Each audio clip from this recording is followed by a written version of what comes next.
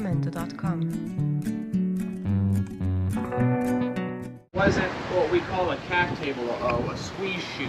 That modern invention is made to run a cow into down an alley. The device grabs the cow and flips it over on its side to where we can handle things like needles and scalpels and other sharp instruments or medical instruments that help benefit the animal's health. We have to use horses and ropes to kind of benefit what we do at the time. This horse, along with my rope and my saddle, works as a mobile operating table. So we start by roping their horns, we rope their back feet. It's different than a rodeo, it's not as fast. These cattle don't run in a straight line, so we have to throw from different angles with different type of loops that come out of our hand to kind of benefit the situation. It's what you call ranch style roping. It's a little bit slower, a little bit more methodical. But before we get to the roping, let me introduce you to the crew today. My name is Cody. This here is Nitro. Hi, Nitro. Behind me here, we have Harrison on Georgia. We have Victor on Doc, and we have Steven on Leah. Now, Doc and Georgia are American quarter horses. They were raised by the Texas Department of Corrections. That's why they each carry the Lone Star brand on that front shoulder. So you can see there's a great big star there on that shoulder. There's a great big star there on that shoulder. You can see it right there on Georgia. She's a bay, so that white brand shows up pretty good. The 5 on top of that brand indicates the year she was born. She was born the year 2005. The 34 back there on the hip indicates her mother's number. She came from horse number 34. And on the back side, that B doesn't stand for backside. That B is her father's brand. So on paper, her name is 5-star 34B. For Palomino, his name is 2-star 27S. So that's kind of a mouthful. Yeah. To better communicate to these animals, when we call up in the afternoon for dinner and whatnot, we give them little nicknames like Doc and Georgia. Before we get started, are there any questions?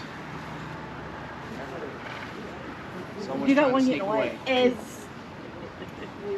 Yeah, is that one gonna wander off or something? No, they're looking for a place to go.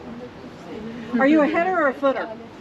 I do a little bit of both. Okay. We don't get to always choose in our roping. It's Which kind end's of handy? catches as a catch can, and whoever gets there first gets to usually head first. Whoever gets there second gets to head second. Whoever misses, next guy up, so on and Goes so for the. When they're small, believe it or not, when they're calves and we're branding, you push them in a corner on the other side from their mother so they ball up, and you reach in and just grab the hind feet and ride off, and you drag them down across to where the branding irons are. But that's when they're little bitty. Yeah, bitty. When they're 150 pounds or so. Not this size. No, they're a little too big. We risk with this, how heavy they are. We're stifling their hips. Yeah. Which is like a mild sprain on their hip joint. We don't want to do that. Okay. All right, we're going to go ahead and get started with you. I'll be able to answer some questions maybe during the demonstration, but after the working's done, we'll be able to answer a lot more when we have better focus. All right.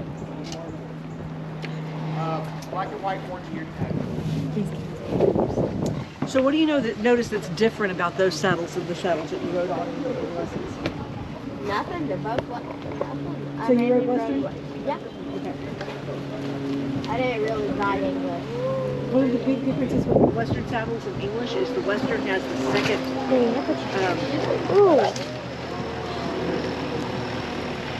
The second belly strap.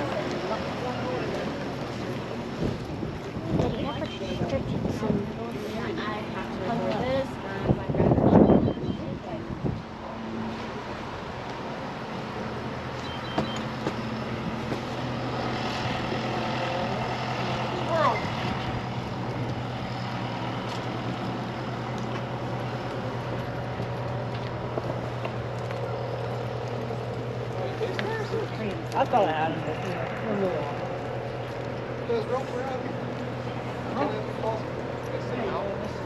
Even professional in his day. Sit right or left? Right.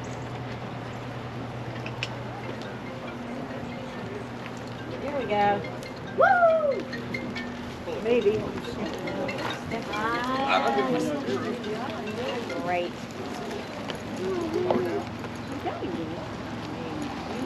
He got his way. No, definitely He not. takes a turn around to the local.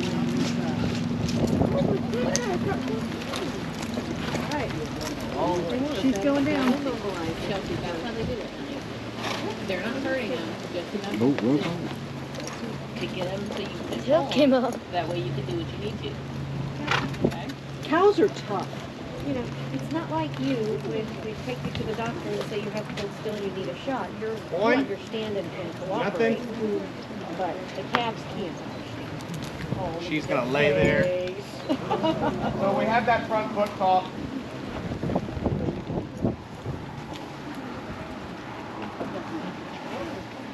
Let me, you might just lay down for us.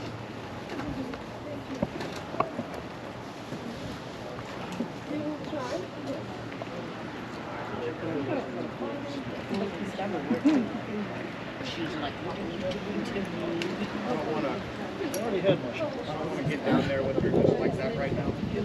My horse will be able to Flower.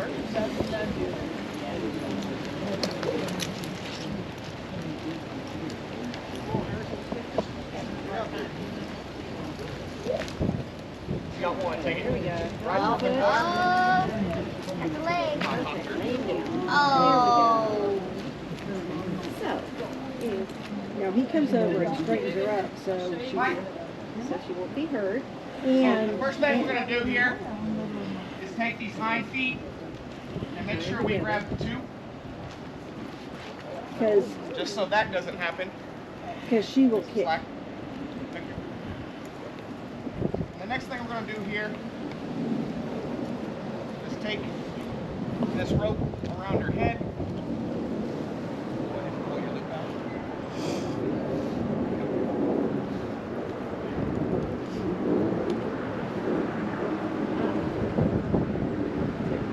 I'm going to take this rope here. See the So horse they is don't backing up to keep tension on the line, to mobilize her. Now, we can hold her by the feet, and she can kind of squirm a little bit. She can't really go anywhere. If I have to work with a needle or a pretty sharp scalpel, I can do so with this animal being pretty subdued. If I have to pull thorns from her nose here, if I have to check her teeth for anything, if I have to work with her eye, if she has a pink eye or an eye infection, I can do so with the safety of this animal not having the ability to get up and kick me or gore me down. With all of the working done, I can get up and let these guys count off. 1, 2, 3. And they let the calf up, and she runs back to the herd to tell all types of nasty stories about how mean we are.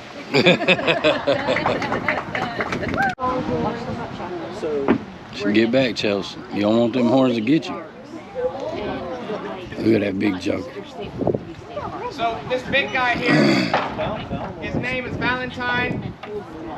Valentine is no sweetheart, so he stays over here, y'all stay over there. He's around 15 years old. He weighs around 2,000 pounds. From tip to tip, he's around 7 feet wide. All the cattle you've seen here today are all Texas Longhorns. They were brought here by the Spanish as the very first documented domestic breed of cow in the United States. Actually, let me correct that. They are the descendants of those first domestic cattle brought here to the United States, North America. They were brought to the Florida mainland by Ponce de Leon, and they made their way across the Gulf Coast over the next couple years, and they eventually ended up in Texas, to where they kind of took this shape right here. Great big muscular and skeletal structure, along with great big horns. Those horns are mainly for self-defense and to help cool their body down. They can circulate blood to those horns for the breeze to hit. That way they can cool their body down a couple degrees in temperature in these nice Texas summers that we have. They're very tough animals. They grew up here in the climate. They don't take a lot of grass to keep them going. They don't take a lot of water to keep them going. But they're tough in more than one way. You take a bite out of a Longhorn steak, you're gonna probably lose a couple baby teeth. They were a range cow. They were not raised for how good they tasted. They were raised because they made it through all the droughts, all of the freezes. You can't get rid of them once you put them out there. What's that big flap he's got under his That's neck? called a dewlap. So it's a fat deposit. Underneath that dewlap, along his muscle, or along his bone right there, that sternum, is a layer of muscle, and that's where we get our brisket from.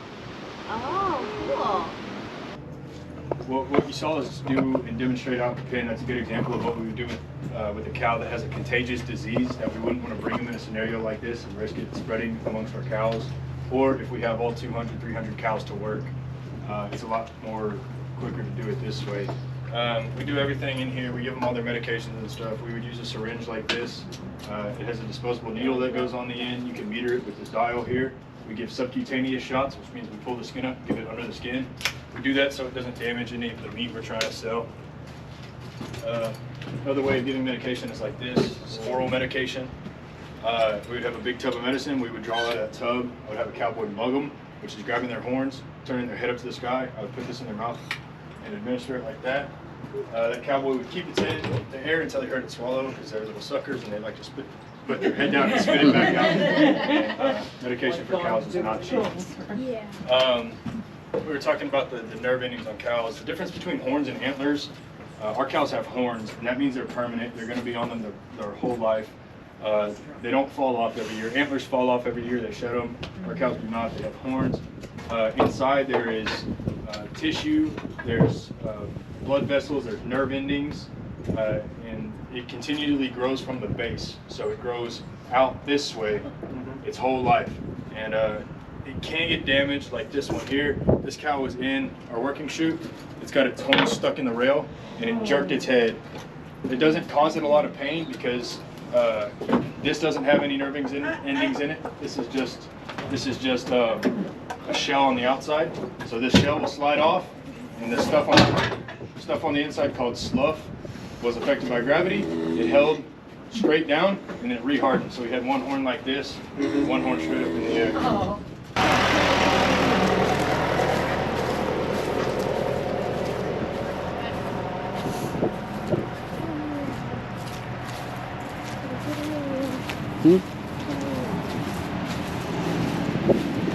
Show her up. You want to show? We're at the 1890s Davis Victorian Mansion. Yeah, that's right. Good job, sir.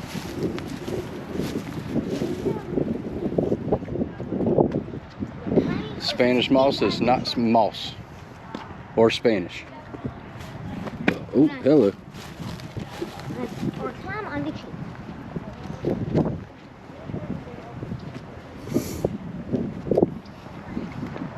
Daddy, the front of this brochure, it shows the little girl Laura learning how to rope. Cool. I like how there's a map inside. Maps are always good, man. Ooh, especially on trails.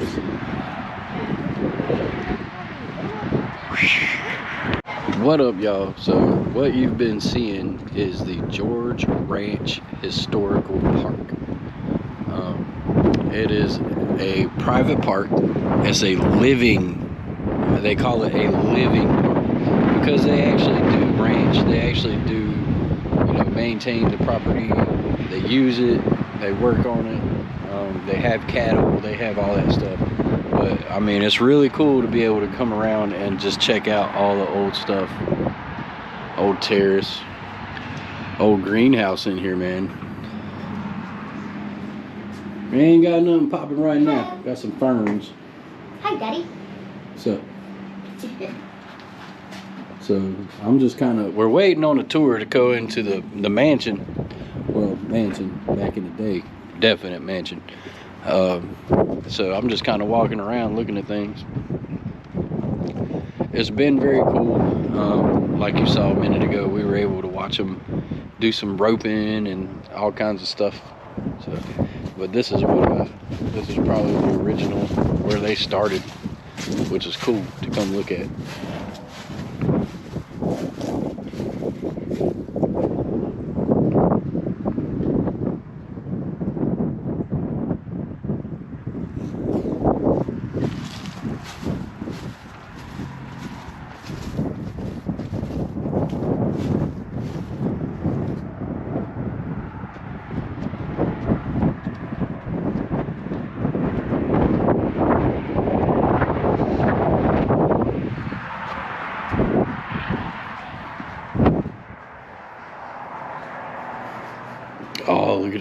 carriage, man.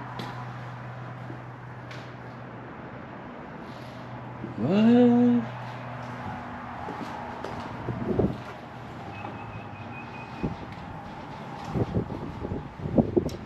Oh, those are feet. Nice.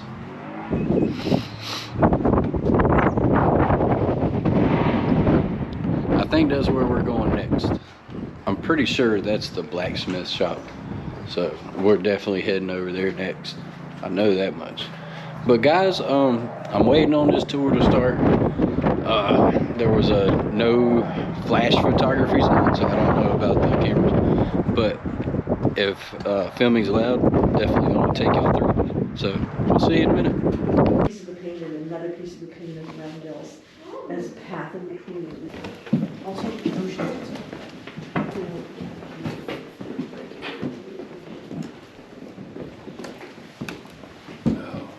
I see a Holy Bible. Let's see if he's willing to drop it in now. I like this part.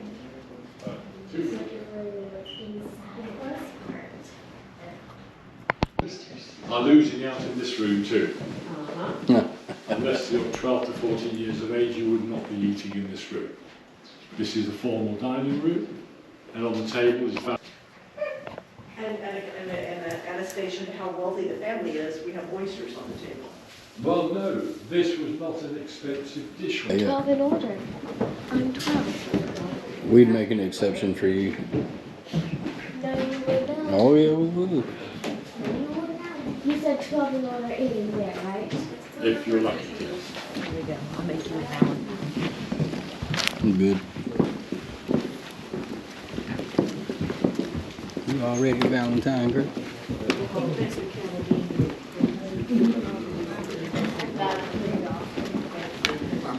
Standard Ranch's furniture. Oh, looky there. Oh. That's a rodeo every year. That's pretty cool. So this is usually where the children could be sent to play. Some of the adults didn't have them downstairs and interrupting their business. There's also a third floor where they can also play. That's now dedicated to air conditioning units and spiders.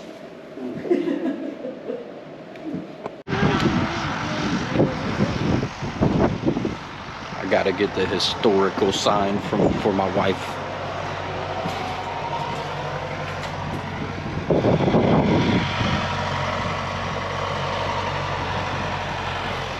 Bam, got him. That's what's up. By the way, this is their tram.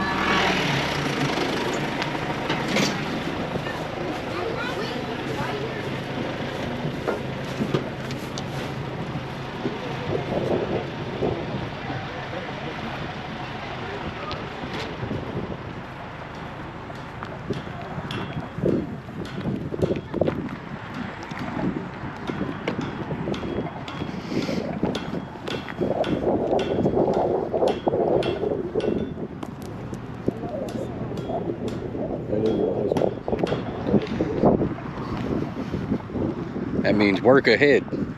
Yep.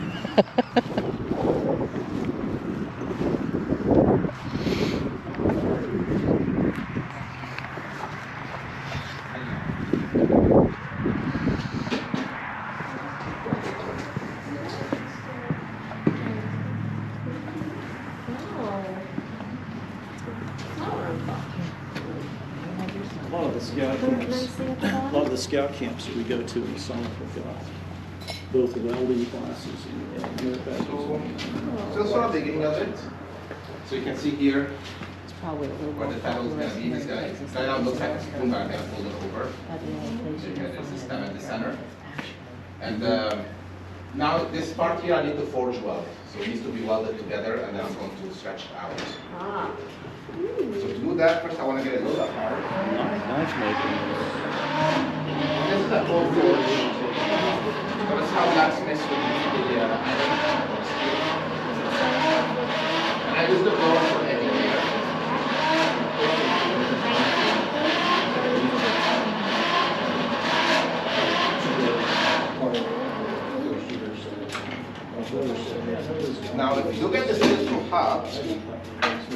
end up burning.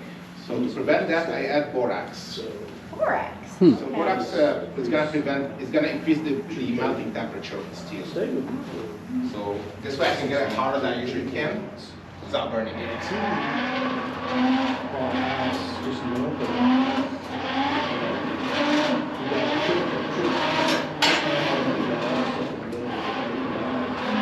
They crank, man. So just a precaution, sometimes when I'm welding, sparks do fly out. They should have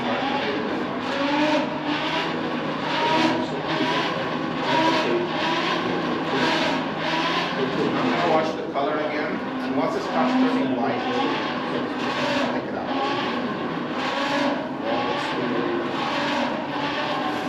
Ooh, look at there, that's Oh, hot. wow. Oh, big shot.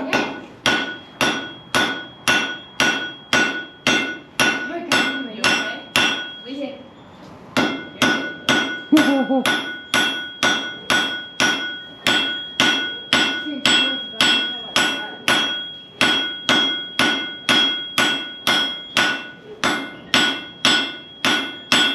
So you can see now, it welded. That's awesome.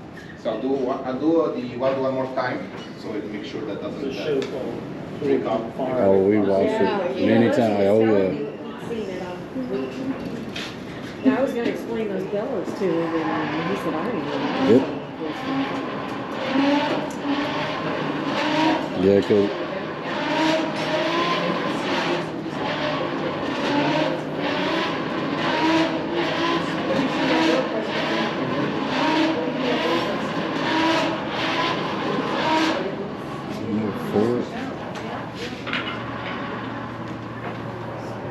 It's my wood chicken right there.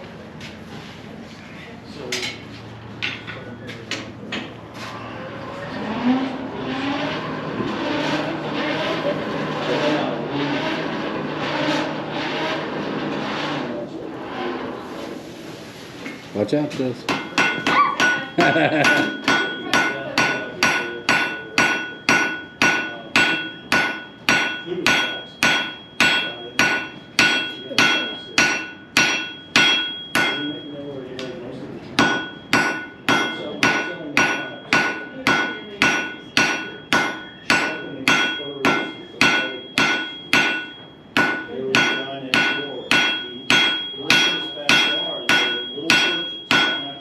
Cold.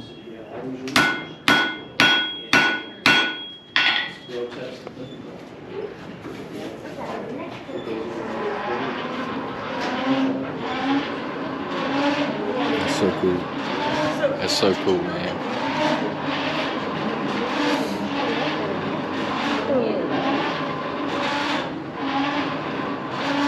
He started hammering a while ago. The boy was hit. He got hit with some sparks, so now he's trying to cover up his head. Now my head and my neck. Watch out.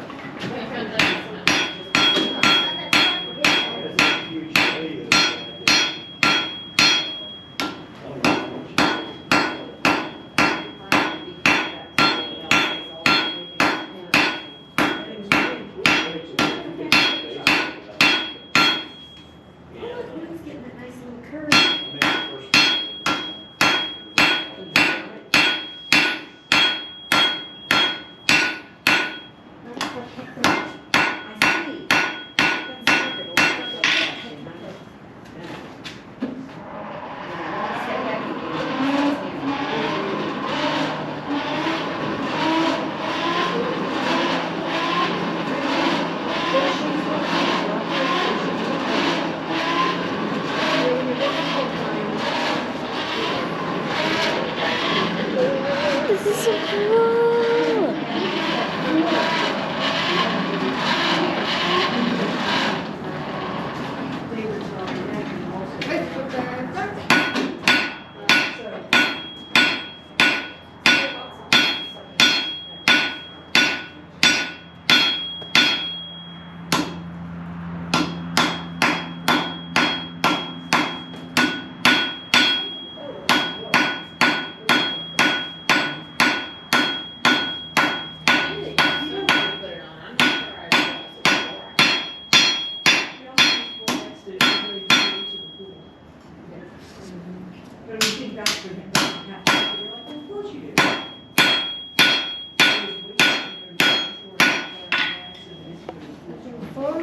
That's a lot of hammer swinging, boy.